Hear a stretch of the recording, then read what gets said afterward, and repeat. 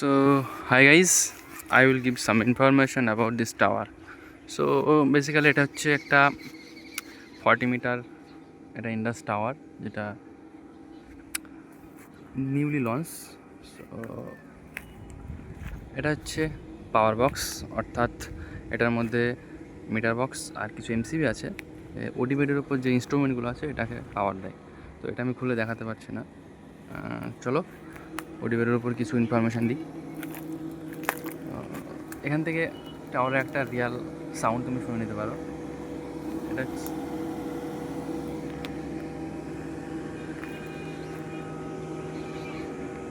তো এটা হচ্ছে সেই ওডি বেড। চলো উপরে ওঠা যাক।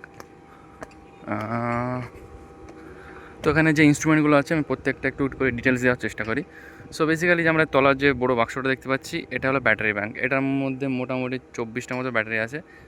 ইলেকট্রিসিটি চলে যাওয়ার পরে এটা 6 থেকে 7 ঘন্টা পাওয়ার দিতে পারে। তারপরে যে উপরে আমরা ভাটিভ লেখাটা দেখতে পাচ্ছি এটা হচ্ছে কল কানেক্টিভিটির জন্য। টাওয়ারের উপরে যে আমরা যে বড় যে গোলগুলো দেখতে পাই অর্থাৎ ঢোলের মতো, এটা আমাদের কল কানেক্টিভিটি অর্থাৎ মাইক্রোওয়েভের সঙ্গে এটা সংযুক্ত। আর তারপরে আমরা দেখতে পাচ্ছি যে এটা হচ্ছে মেন ইনস্ট্রুমেন্ট টাওয়ারের one of the best part, because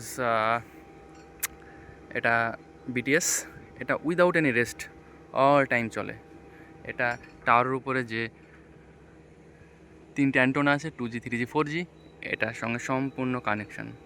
তো এটাই কন্ট্রোল করে, এটা without any rest all time is running.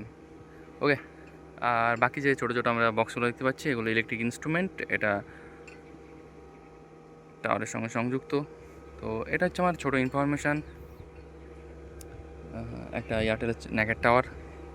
তো you can hear it's a real sound. So